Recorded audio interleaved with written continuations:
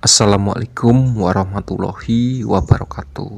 Halo sahabat cerita horor story dimanapun Anda berada, kembali lagi bersama kami di cerita horor story. Sebelum cerita kita mulai, alangkah baiknya tekan tombol like, subscribe, dan jangan lupa aktifkan loncengnya agar kalian yang pertama mendapatkan notifikasi saat saya upload video terbaru. Oke?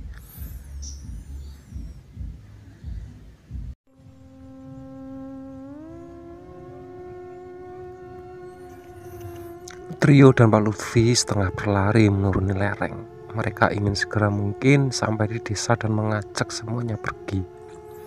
Sekedar informasi, berjalan di tanah miring jauh lebih berat saat menurun karena harus menahan beban. Pak Lutfi merasakan nyeri di kaki semakin menjadi.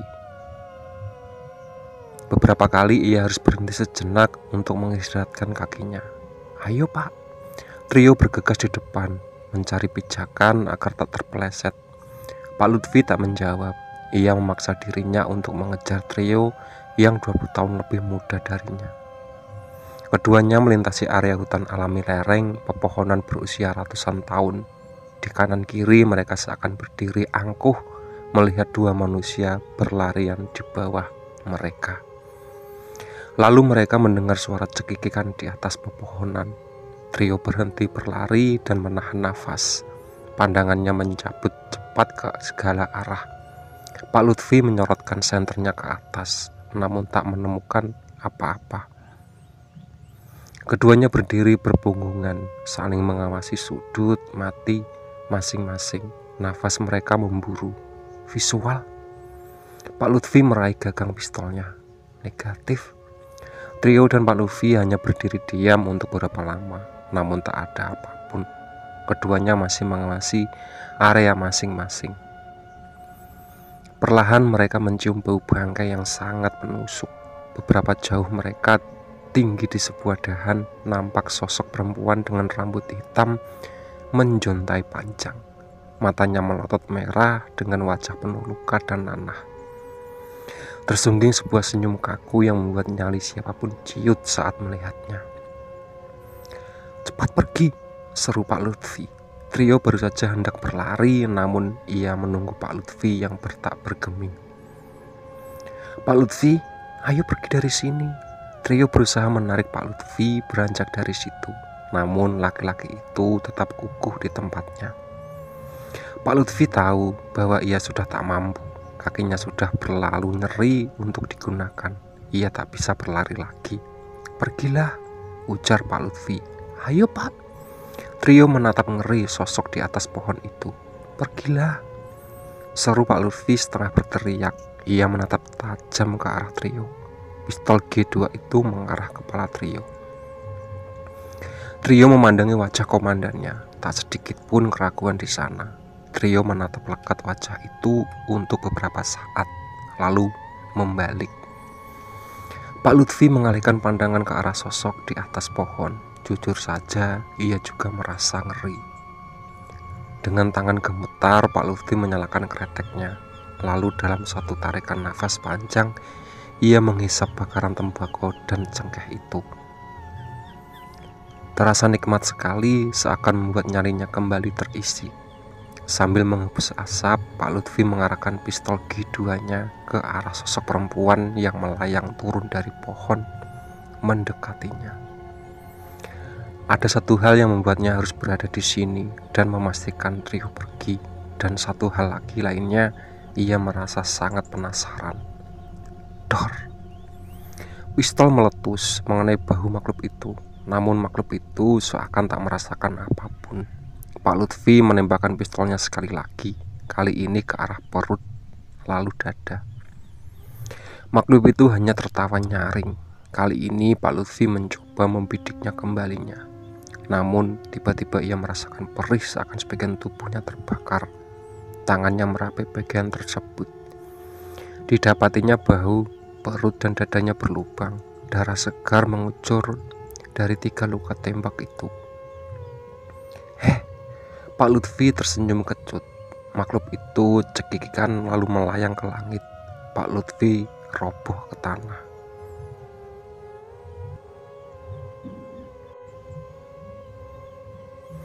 Pukul 24.50.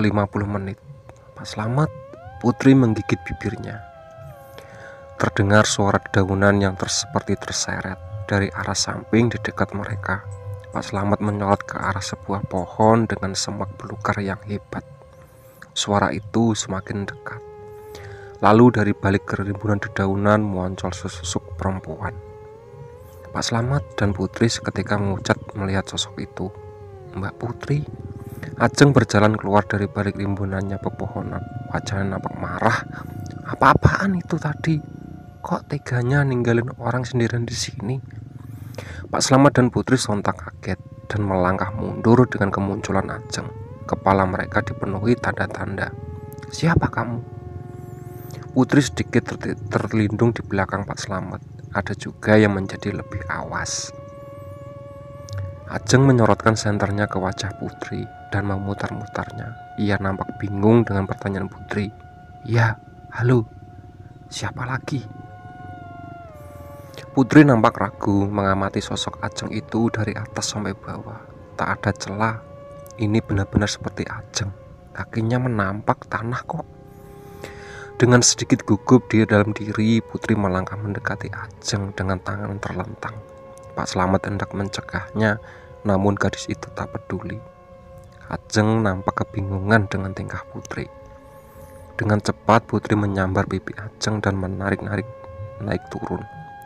Aduh, Ajeng menepuk-nepuk tangan Putri kesakitan. Mbak Put. Putri menoleh ke arah Pak Slamet. Ini beneran Ajeng, Pak. Trio berlari sekuat menyusuri jalan setapak yang membelah kebun dan pepohonan. Sedikit lagi, ia mengarahkan sorot senternya lurus ke depan. Ia bisa melihat silet pedesaan itu dari atas sini. Trio melompat, melemparnya dirinya ke atas tanah basah yang miring. Ia meluncurkan sepanjang sisa jalan becek itu, tak mempedulikan perih akibat goresan batu dan lainnya. Trio terhempas di rumputan basah dengan suara debam yang keras. Sejenak ia berguling, meringis, merasa nyeri di sekujur tubuhnya. Nafasnya tersengal, pandangannya berkunang-kunang. Tangannya merabi sekitar mencari-cari senternya. Tak ada mungkin terjatuh saat ia meluncuri turunan tadi. Gak apa, desanya sudah di depan mata. Dengan setengah memaksakan diri, Trio bangkit dan kembali berlari. Kamu kok bisa ada di situ? Putri bertanya sambil bergegas mengikuti Pak Slamet. Pak Slamet berjalan di depan, membuka jalan sambil menunjukkan mana-mana tempat yang aman dijadikan pijakan. Tadi kan, waktu pas habis aku pakai toilet kamu tarik tanganku, Mbak. Ajeng mengikut mereka berdua. Ia bercerita bahwa begitu keluar dari toilet, Putri langsung menariknya tanpa bicara. Ia membawa Ajeng berputar-putar tanpa arah, lalu meninggalkan hutan. Perasaan Putri tak enak. Ia yakin akan ada sesuatu yang terjadi lagi. Ayo, sudah dekat. Pak Slamet menunjuk ke searah rumah kayu yang berada di paling ujung. Ketiganya berlari di bawah gerimis yang rapat. Kaki mereka membentuk jejak panjang di jalan tanah desa yang basah. Lalu mereka tiba di teras rumah. Dengan segera Pak Slamet menarik pintu kayu yang tak terkunci. Mas Rong. Suara Pak Slamet seakan tercekat kerongkongan. Ajeng meremas tangan Putri karena apa yang ada di depan matanya. Ruangan utama di rumah itu sudah tergenang oleh darah. Di tengahnya, Ronggo berbaling dengan mulut terbuka lebar dan mata yang berbelalak penuh ketakutan. Celananya terbuka hingga selutut, dan di antara kedua pahanya hanya ada bekas cabikan besar dengan luka menganga. Di dekatnya berdiri sosok wanita bungkuk dengan rambut putih yang menjuntai acak-acakan. Ia memakai kebaya dan jarik panjang. Kulitnya keriput berlendir seperti sudah lama terendam air. Wajahnya hitam berminyak dengan rongga mata yang cekung dan mata berwarna kuning. Ia nampak tengah mengunyah-ngunyah sesuatu. Penis Ronggo. Darah segar masih menetes dari mulut nenek itu. Nenek itu menatap mereka berdua, memeringkan kepalanya pelan dengan sudut yang tidak wajar. Ia menyeringnya lebar, memamerkan gigi tajam berwarna kemerahan oleh darah. "Kula nuwun," ucapnya parau.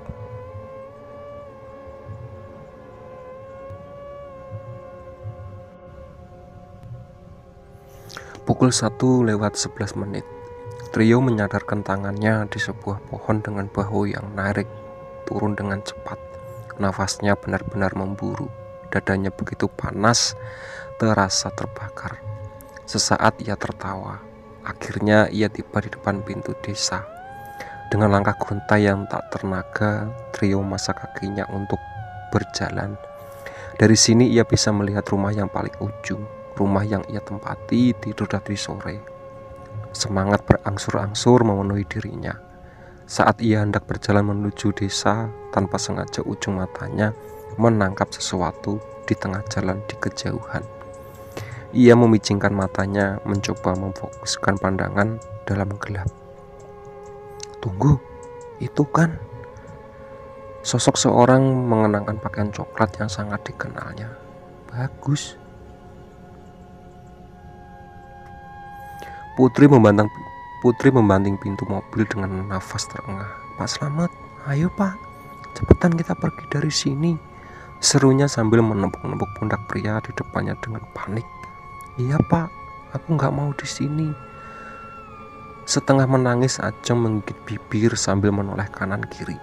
"Baik Mbak, baik, sebentar," saut Pak Slamet tak kalah paniknya. Berkali-kali ia gagal menancapkan kunci mobil.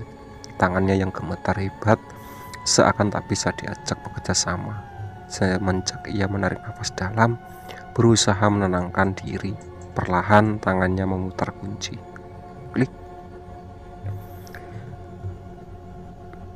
Ujar Trio penuh emosi. Ia menatap tajam sosok Bagus yang berdiri dari kejauhan. Ada perasaan marah dan memuncak begitu melihat justru ketemu di pintu desa. Gara-gara orang satu ini, ia harus naik turun lereng selama berjam-jam di bawah hujan. Gara-gara orang satu ini, ia harus mengalami hal-hal mengerikan. Gara-gara orang satu ini, Pak Lutfi. Dengan langkah mantap ia menuju Bagus. Ia sudah lupa dengan kelelahan. Ia sudah lupa dengan semua rasa sakit di badannya. Kini hanya adrenalin yang mengontrol dirinya. "Gus," teriak Trio, "sini kamu." Bagus masih bergeming, berdiri di jalan desa. Semakin emosi, Trio hendak berlari berniat menerjang ketika tiba-tiba lampu mobil menyala terang, menyorot sosok Bagus yang berdiri berapa jauh dari mobil hijau tersebut. Ajeng berteriak histeris sambil menangkan wajahnya di punggung Putri. Tangannya mencengkram lengan gadis itu erat-erat. "Aduh," seru Putri kesakitan. Dengan jengkel ia memandangi Ajeng yang meringkuk di belakangnya.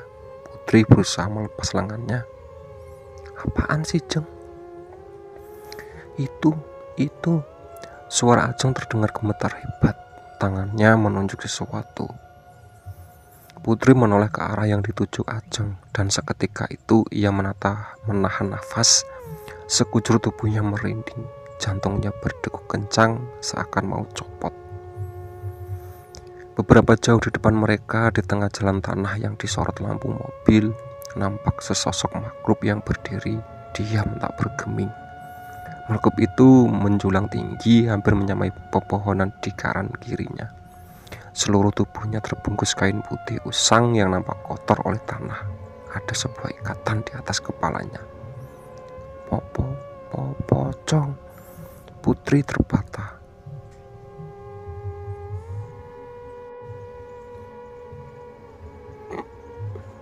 Brum. Suara mesin diesel meraung kebersamaan dengan gerakan kaki Pak Slamet. Suara mobil menggema di lereng yang sunyi itu. Trio yang tak bisa berpikir cepat, ia melihat Bagus masih tetap berdiri di tengah jalan di depan mobil itu. "Gus," teriaknya memperingatkan, namun tak ada reaksi. Trio hanya bisa menahan nafas ketika mendengar bunyi disditon ban yang berputar cepat mengasrak tanah sesaat. Lalu dengan kecepatan tinggi, mobil itu melesat menghantam tubuh Bagus dengan tenaga setara badak. Tubuh polisi itu terpelanting, terlempar dan berguling di tanah sebelum akhirnya membentur bebatuan di pinggir jalan. Gila, serunya tak percaya. Trio segera berlari mendekati Bagus. Brak! Putri dan Ajeng memejamkan matanya, menahan beban tubuh mereka pada sandaran kursi depan ketika mobil itu menghantam sosok menyeramkan di depan mereka. Dengan diiringi suara dejitan panjang, mobil itu berhenti setelah meluncur beberapa meter di atas tanah. Semua baik aja kan, Mbak? Pak Slamet memastikan keadaan dua penumpangnya. Putri mengambil nafas cepat, berusaha menenangkan diri. Putri mengambil nafas cepat dan menenangkan diri setelah apa yang terjadi. Sudah hilang kan? Ajeng bertanya dengan suara gemetar. Pak Slamet segera memasukkan pesanan lagi, namun tangan Putri mencegahnya. Dari dalam mobil, Putri melihat sosok orang berlari dari kejauhan, sangat tak asing baginya, sebab ia sangat mengenali topi rajutan berwarna merah jambu itu. Itu Trio.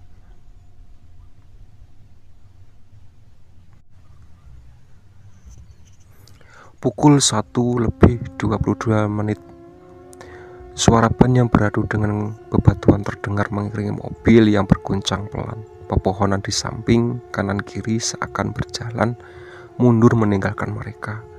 Sorot lampu mobil menerangi jalanan, menembus kegelapan rimbunnya hutan di sepanjang lereng. Hutan sudah berhenti, menyisakan jalanan basah dan bergenang. 4 orang di dalam mobil itu tak ada lagi yang berbicara. Mereka sudah lelah dengan semuanya. Hal-hal mereka alami di lawang kerajaan tak akan bisa mereka lupakan dalam waktu lama.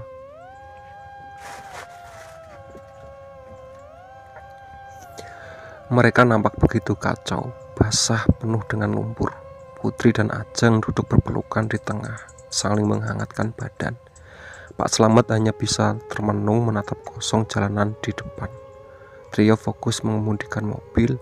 Di atas dashboard tergeletak sebotol air mineral yang tinggal separuh. Tadi itu saya nggak bermaksud menabrak Mas Bagus, Pak. Slamet membuka suara. Ia seakan merasa begitu bersalah. Tadi itu yang kami lihat dari dalam mobil adalah... Pak Slamet tak melanjutkan kalimat. Itu bukan salah, Pak Slamet. Putri mencoba menenangkan pria parubaya itu. Bagus mati karena hal lain, Pak. Sebagai anggota medis, Putri sempat memeriksa mayat Bagus yang bergeletak di bawah pohon. Tubuhnya memang mengalami patah dan hancur di beberapa bagian, tapi bukan itu penyebab kematiannya. Sebab mayat Bagus itu hanyalah berupa kulit yang membungkus tulang. Kulitnya nampak keriput dan pucat. Wajahnya begitu keriput dan bibir pecah. Luka-luka menganga akibat tabrakan, namun tak ada darah. Seakan ada sesuatu yang menghisap Bagus habis hingga kering. Sudah dong, jangan bahas itu lagi. Ajeng nampak cemas. Ia bahkan tak berani untuk menoleh ke arah luar jendela yang gelap. Seakan-akan sesuatu bisa muncul kapan saja. Trio hanya terdiam menatap jalanan terbatu. Matanya menangkap sebuah bangunan tugu putih berbentuk candi yang berada di tengah sebuah pertigaan. Trio memutar setir ke kanan. Kita pulang, gumamnya. 5 menit sebelumnya, Ajeng memasukkan beberapa botol air mineral ke dalam ransel kecil. Tak lupa beberapa sisa makanan kering darurat. Putri memasukkan barang-barang penting yang bisa dibawa. Ia melipat jaket dan jas hujan, barangkali diperlukan nanti. Pak Slamet menutupi mayat Ronggo dengan selimut. Trio mengemasi beberapa barang bawaan Pak Lutfi. Hanya ini yang tersisa dari komandannya. Setidaknya ia bisa membawakan kembali ke markas dan keluarganya. Ayo, kita cepat pergi dari sini. Ajeng mengenangkan jaketnya. Ia nampak tak sabar ingin meninggalkan tempat ini. Trio melihat jam tangan. Baiklah, aku yang menyetir. Lalu bagaimana dengan mereka? Putri menunjuk mayat Ronggo dan Bagus. Masa kita tinggalin mereka di sini? Apa kita bawa saja? Pak Slamet mencoba memberi solusi. Kita bisa letakkan mereka di belakang bak mobil. Trio dan Putri menatap mayat Ronggo dan berpikir sejenak. Kalau tiba-tiba mereka bangun gimana? Tanya Ajeng agak takut. Yang lain saling berpandangan, mengingat bermacam hal di luar nalar sehat yang telah mereka alami saat ini. Kemungkinan itu juga bisa terjadi. Atau tinggal di sini saja. Pak Slamet merevisi solusi. Setuju? Dengan berburu-buru mereka menutup pintu rumah kayu dan bergegas menuju mobil. Beberapa lama telah berlalu. Suspensi mobil hijau itu benar-benar bekerja ekstra kelas melibas jalur ini. Sorot lampu mobil menjadi satu-satunya sumber cahaya kegelapan.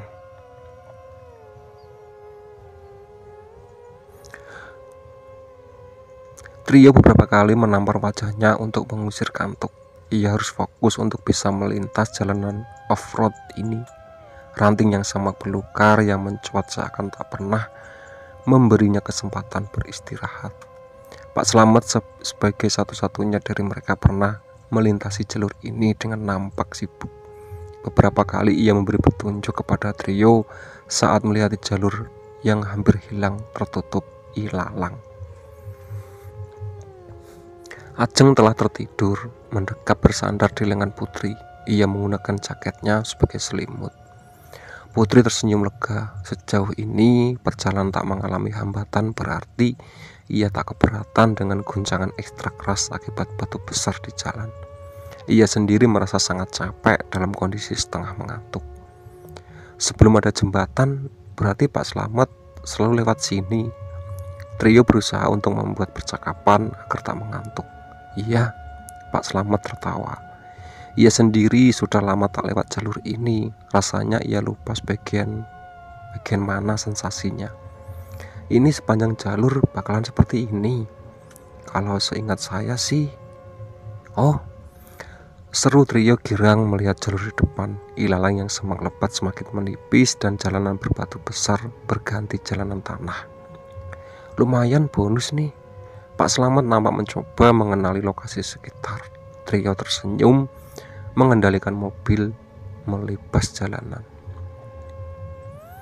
Tanah yang landai itu, pepohonan di kiri kanannya sudah tak selebat tadi. Lalu senyum di wajah mendadak hilang. Ia menginjak rem dalam-dalam. Seketika mobil berhenti di bawah sebuah pohon besar, membuat Putri dan Ajeng terjerembab ke sandaran kursi depan. Mereka berdua itu tersentak dari kantuknya. Aduh, Ajeng mengusap-ngusap kepalanya. Ada apa yo? Putri mengejap-ngejapkan matanya, melihat ke arah keluar. Kepalanya masih pening akibat terbangun secara paksa. Ia mencoba fokus ke arah sorot headlamp mobil. Di depannya nampak sebuah jalan kecil yang tidak cukup untuk dimasuki mobil. Di kanan kiri jalan itu berjajar rumah-rumah kayu yang nampak rapi. Mereka kembali ke lawang kerajaan. Pukul 1:45 malam. Kok kita bisa balik ke sini? Ajeng nampak panik ketika akhirnya menyadari mereka ada di mana. Ya Tuhan, ya Tuhan. Putri menutup wajahnya dengan kedua tangan. Tanpa menunggu lama, tangan trio menggeser tuas persneleng ke posisi R. Dengan cepat ia mengejak pedal gas dan memutar setir. Mata sigap melihat berganti rear mirror dan spion. Pak Slamet nampak tegang dengan manuver yang dia lakukan trio. Kali ini trio tak mau bersantai-santai. Ia melibas jalanan lereng dengan kecepatan agak tinggi. Mesin mobil mendengeru kencang oleh RPM atas. Suaranya membelah kesunyian hutan di malam itu. Burung-burung malam yang berkelawar berterbangan sangat panik saat mesin 2400 cc melaju kencang di bawah mereka. Pelan-pelan yuk. Putri berteriak ngeri saat mobil harus berkelok dan ban setengah selip di jalanan tanah. Trio tak peduli. Mobil terus melaju menembus kabut tipis. Suara kerikil dan batu-batu kecil yang menghantam bagian bawah mobil terdengar berulang kali. Lalu di jauhan, Sorot lampu menyinari sebuah objek yang tak asing, tugu putih di pertigaan. Trio memutar setir ke kanan, membuat jejak panjang ban di tanah sebelum akhirnya melaju melewati jalur yang sudah mereka lalui sebelumnya. Mobil berguncang keras menghantam jalanan rusak sepanjang jalur alternatif itu. Bumper pipa besi di depan tanpa ampun merabas dahan tanaman yang menghalangi. "Mas Trio," Ajeng menutupi mulut dengan tisu. Ia mulai rasa mual dengan cara mengemudi Trio yang serampangan. Namun Trio tak peduli. Ia hanya ingin memastikan satu hal. Bruap! Mobil melompat tinggi dan mendarat di sebuah genangan besar, membuat cipratan lumpur yang menyebar seperti kipas. Kaki Trio stabil menanjak jagal pedal gas. Lalu kecepatan mobil melambat sebelum akhirnya berhenti di bawah sebuah pohon besar. Mereka kembali ke ujung desa, Kerawang Kerajaan lagi.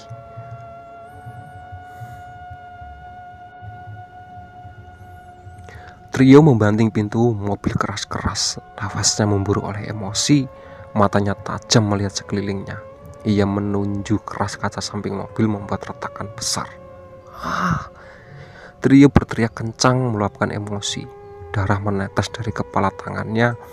Ia berjalan menjauh dari mobil, menendang batu, memukuli tanah. Ia sudah muak dengan tempat ini. Putri keluar dari mobil menyusul, membelai bahu Trio mencoba menenangkannya. "Sudah yo." Putri tak banyak bicara, sebab ia sendiri juga tak tahu harus bagaimana. Ajeng juga keluar dari mobil. Di tangannya nampak gulungan kecil kasa yang diambilnya dari dalam tas medis. "Bentar mas." Trio tak bereaksi apa-apa. Ia hanya diam tak bergerak saat Ajeng dan Putri membebat luka di tangannya. Lalu tiba-tiba sesuatu membuat ketiganya tersentak. Suara raungan hewan bersautan. Trio sangat familiar dengan suara ini. Ini adalah suara yang didengarnya pada malam hujan itu, malam sebelum semua kegilaan ini terjadi. "Mas Yo." Ajeng terbelalak ketakutan. Ia mendekat bahu Trio.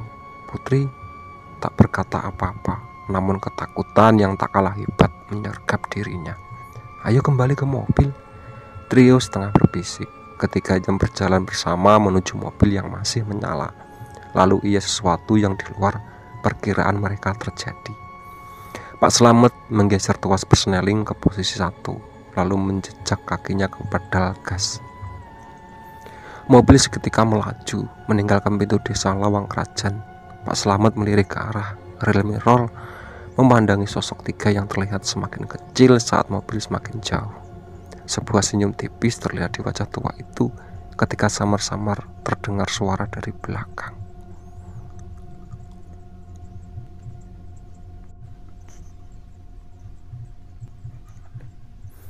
Lampu belakang merah mobil itu terlihat semakin redup sebelum akhirnya menghilang, meninggalkan Trio, Putri dan Ajeng dalam kegelapan di ujung jalan desa Lawang Kerajaan. Trio hanya bisa tercengang, tak mampu berkata apa-apa lagi. "Pak Slamet." Putri menggigit bibirnya emosi. Rasanya tak bisa dipercaya orang sebaik dia melakukan hal seperti ini. Ajeng hanya terisak, mengusap matanya yang sedikit basah. Ia tertunduk bersimbah darah. "Kita harus bagaimana ini?" tanya Ajeng lemas. Trio menarik napas panjang. Ia memandangi Putri. Mereka tak tahu harus berbuat apa. Di satu sisi mereka tak ingin, sangat tidak ingin mereka di tempat ini. Namun di sisi lain mereka tak punya kendaraan apapun. Menyusuri jalanan lereng berhutan dengan jalan kaki di tengah malam terdengar tidak menyenangkan. Ketiganya mematung di tengah jalan tanah beberapa lama. Semilir angin menghembus, membawa hawa dingin menusuk. "Dingin." Putri mendekap lengan, menggosok-gosokkan tangannya di bahu. "Kita kembali saja ke rumah itu." Trio menunjuk rumah paling ujung yang tadi sore mereka tempati. Ia dan Putri hendak beranjak, namun Ajeng masih tetap di tempat. "Kenapa, Jeng?" Putri berjongkok di sebelah Ajeng. "Kan di rumah itu ada..." Ajeng tak meneruskan kalimatnya. ia masih tak bisa melupakan fakta mayat Bagus dan Ronggo ada di sana. "Kamu kan mahasiswa kedokteran." Trio mendekat. Ia mengulurkan tangannya. "Biasain diri dong bermalam sama mayat." Ajeng tak bersuara, tapi ia menjawab uluran tangan Trio. Sejenak ia mengambil sesuatu di tas ranselnya, lalu menyerahkan pada Trio. "Centerlet." Setengah berlari ketiganya bergerak beriringan menuju rumah yang terletak paling ujung di luar itu. "Asli, dingin banget," ujar Trio sambil membuka perlahan pintu kayu. Kegelapan total menyambut mereka. Baterai lampu emergensi yang mereka pakai sejak tadi sore sudah habis. Trio menyalakan senter. Nyala terang menyorot ke tengah ruangan. Di mana mayat? Bagus dan Ronggo tengah berdiri menatap mereka bertiga dengan pandangan kosong tanpa ekspresi. Trio menutup pintu. "Mungkin lebih baik kita pergi dari desa ini saja." Ajeng dan Putri mengangguk setuju. Entah berapa jauh Trio dan Putri dan Ajeng berjalan dalam di tengah kegelapan hutan. Suara jangkrik bersautan di sekitar mereka. Hawa lereng yang dingin sudah tak terlalu dirasakan. Ajeng dan Putri berjalan di depan, sedangkan Trio sebagai satu-satunya laki-laki dan membawa senter menerangi jalan yang mereka dari belakang. "Kita sampai mana ya?" Ajeng bertanya-tanya. Ia nampak sudah mulai terbiasa dengan suasana di sekitar mereka. "Udah, gak usah dipikirin, jalan aja terus." Putri tertawa. "Ya masih jauh lah," jawab Trio datar. "Pertigaan tugu aja belum." Ajeng membuka tas ranselnya dan menarik keluar sesuatu yang membuka sebungkus makanan darurat yang masih tersisa. "Lapar kan?" Ajeng menyodorkan bungkusan itu. "Pinter kamu." Putri tersenyum. Kebetulan memang perutnya sudah sangat kosong. Ketiganya berjalan sambil sekali mengunyah biskuit. Namun tiba-tiba mereka merasakan dingin menusuk di tekuk. Aneh, padahal tak ada angin. Tapi entah kenapa rasanya hawa di belakang bagai sedingin es. Trio menoleh ke belakang. Di kejauhan nampak sosok perempuan dengan baju merah pekat. Posisinya seperti sedang berkayang, dengan kepala terbalik. Rambutnya begitu panjang terseret di tanah, dan tangan dan kakinya terlentang lebar seperti laba-laba. Perempuan itu berkekeh dan mendekat dengan cepat. Lari. Di jalanan ini tak ada tempat untuk berlindung. Dalam kegelapan ini, di pepohonan lebat di sebelah kanan kiri, sesuatu itu bisa muncul dari mana saja. Mereka hanya bisa terus berlari. Sekilas sudut mata Trio melirik ke belakang. Wanita itu bergerak setengah melayang, meluncur di antara pepohonan. "Lebih cepat," Trio mau mengingatkan, namun ia tetap harus berada di belakang. Kedua gadis itu tak boleh lepas dari pandangan. Ajeng berlari tanpa menoleh ke belakang. Ia benar-benar ketakutan. Ia terus berlari dengan sekuatnya. Namun Ajeng tak pernah berlari se-ekstrem ini sebelumnya. Nafasnya mulai tersengal. Dengan dada yang terasa panas, ulu hati mulai terasa nyeri. Larinya mulai melambat. "Ayo Jeng." Putri meraih tangan Ajeng. Semampu ia menarik gadis itu agar berlari lebih cepat. Putri tak ingin ada korban lagi, terutama Ajeng, terutama Trio. Cukup sudah. Beberapa lama ketiganya berlari dalam ketakutan. Terdengar derak patah dahan pohon-pohon. Suara terkekeh wanita itu terdengar begitu jelas. "Lepasin." Ajeng menangis sambil terengah. "Jangan nyerah." Putri terus menarik tangan Ajeng. Ia tetap berusaha menguatkan gadis itu, walaupun dirinya sendiri juga tak kalah lelah. Namun bagi Ajeng, ini semua terasa terlalu berlebihan. Ia sudah capek berlari, ia sudah dipaksa berlari, ia sudah pasrah. "Lepasin." Ajeng menyentakkan tangannya tiba-tiba membuat mereka kehilangan keseimbangan. Ajeng dan Putri tersungkur dan terguling beberapa kali di jalanan tanah. Keduanya tergeletak di tengah jalan selama beberapa saat. "Aduh." Ajeng memegangi kepalanya yang terbentur saat terguling tadi. Putri meringis merasa sudut bibirnya yang berdarah, namun ia langsung mengamati sekitar dengan waspada. Suara itu lenyap, pun sosok yang perempuan yang mengejar mereka. Trio yang juga kelelahan sejenak berhenti berlari menyandarkan tangan di mulut. Ia menyodorkan senter ke segala arah. Putri menghembus nafas lega. Ia bertanya kepada Ajeng, "Kamu masih kuat jalan, Jeng?" Seketika itu tubuhnya terasa terseret menuju ke semak dan rimbunan hutan yang gelap. Sesuatu sedang menarik kakinya. "Ah!" Putri berteriak histeris. "Putri, Mbak Putri!" Ajeng menatap ngeri. Tangan Putri menggaba-gaba mencoba mencari pegangan, namun tak ada apapun. Membuat gadis itu hanya mampu mencengkram tanah. Kuatnya tarikan di kaki Putri membuat sebuah jejak panjang jemari gadis itu di jalan. Beruntung Putri dengan sigap mencengkram akar yang mencuap. Separuh badannya sudah berada dalam semak-semak. Ia melirik ke arah rimbunan. Putri terbelalak, ngeri melihat apa yang menahan kedua kakinya. Rambut panjang yang membelit kuat. "Ajeng, Trio, Mbak." Ajeng hanya bisa merangkak pelan menuju Putri. Tangan dan kakinya gemetaran, tak bertenaga lagi. Trio mempercepat larinya. Putri memandangi ke arah Trio yang mendekat cepat. Namun tarikannya kaki Putri terlalu kuat. Tangan Putri tak mampu lagi menggenggam akar. Jari-jarinya terasa mau patah dan berpegangan terlepas. "Trio!" Tangan Putri terlentang. Trio melompat ke depan mengeluarkan tangannya.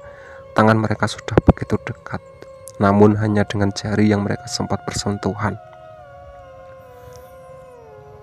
Putri terseret dengan cepatnya ke dalam rimbunan semak dan lebatnya pohon di hutan. Teriakannya menggema memecah alam, sebelum akhirnya menghilang di telan sunyi. Tubuh Trio menghantam pinggiran jalan yang berbatu dan semak berduri. Namun Trio tak bergeming. Ia seakan merasakan itu semua. Laki-laki itu hanya berbalik terentang dan punggung menghadap tanah. Namun Trio tak bergeming. Ia seakan merasakan itu. Laki-laki itu hanya berbalik terentang, punggung menghadap tanah. Ia memandangi tangannya nanar. Seandainya sedikit saja ia mampu berlari lebih cepat, sedikit saja.